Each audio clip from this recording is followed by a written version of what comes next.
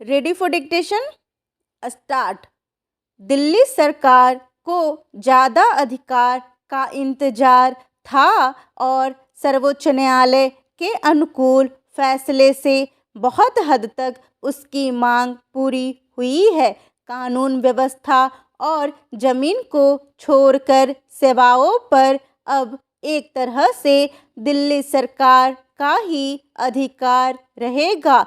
आश्चर्य नहीं कि आम आदमी पार्टी के प्रमुख व मुख्यमंत्री अरविंद केजरीवाल ने सर्वोच्च न्यायालय के फैसले का स्वागत करते हुए कहा है कि न्याय करने के लिए सर्वोच्च न्यायालय का आभार।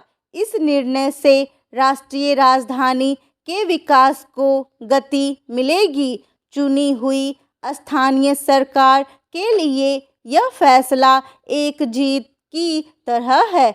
गुरुवार को प्रधान न्यायाधीश DY चंद्रचूड़ की अध्यक्षता वाली संविधान पीठ ने स्पष्ट कर दिया कि सरकार के लोकतांत्रिक स्वरूप में प्रशासन की वास्तविक शक्ति चुनी गई सरकार के पास होनी चाहिए। संविधान पीठ ने बहुमत से न्यायमूर्ति अशोक भूषण के 2019 के फैसले से सहमत होने से इनकार कर दिया।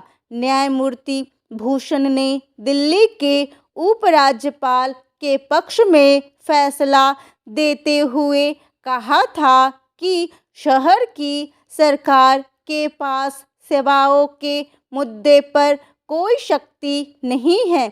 अब सर्वोच्च न्यायालय ने सेवाओं पर दिल्ली सरकार के अधिकार को बहाल कर दिया है। इस फैसले के सबसे बड़ा अंतर यह होगा कि दिल्ली में तैनात अधिकारी अब केजरीवाल सरकार के प्रति जवाबदेह हो जाएंगे। अभी यहाँ तैनात अधिकारियों से पूरी तरह काम लेने में दिल्ली सरकार को परेशानी हो रही थी।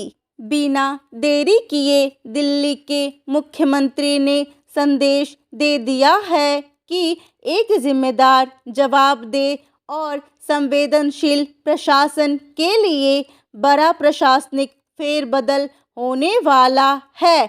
साथ ही लोगों के काम में बाधा डालने वाले अधिकारियों को भी नुकसान उठाना पड़ेगा। आम आदमी पार्टी की खुशी बता रही है कि उसकी सरकार को काम करने में वाकई परेशानी हुई है। यह ठीक भी है कि अधिकारियों को चुनी गई सरकार के प्रति ही जवाबदेह होना चाहिए।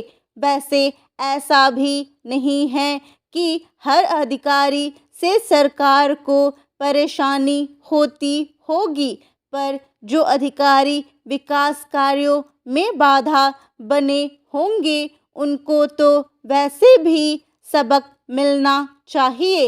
इसमें शक नहीं कि यह दिल्ली में मजबूत सरकार का दौर है। अतः यहाँ उपराज्यपाल को सरकार के अनुरूप ही काम करना चाहिए।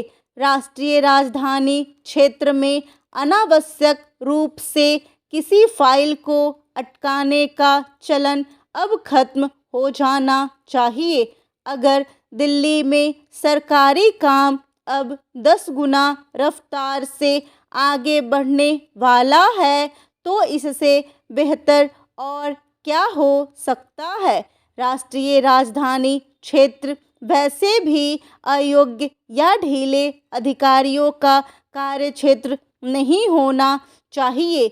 यह वाकई चिंताजनक है कि कुछ अधिकारियों ने पिछले 1.5 साल में दिल्ली के लोगों के काम में बाधा डाली है।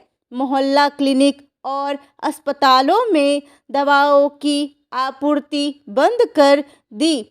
कुछ जगहों पर जलापूर्ति तक बंद कर दी। आम आदमी पार्टी के लिए यह फैसला एक अवसर लेकर आया है। अगर दिल्ली के विकास कार्य तेजी से होते हैं तो इससे पूरे देश को लाभ होगा। अगर दिल्ली सरकार को काम करने से रोका जा रहा था तो ऐसी राजनीति पर भी गंभीरता से लगाम लगनी चाहिए। एक दूसरा पहलू भी है। अब दिल्ली सरकार काम रुकने की कोई वजह नहीं गिना पाएगी। उसे दिल्ली में प्रशासन का एक जवाबदेह मॉडल बनाना होगा। वैकल्पिक राजनीति का दावा करने वाली केजरीवाल सरकार पर वैसे भी सबकी निगाह रहती है, अब और ज़्यादा रहेगी।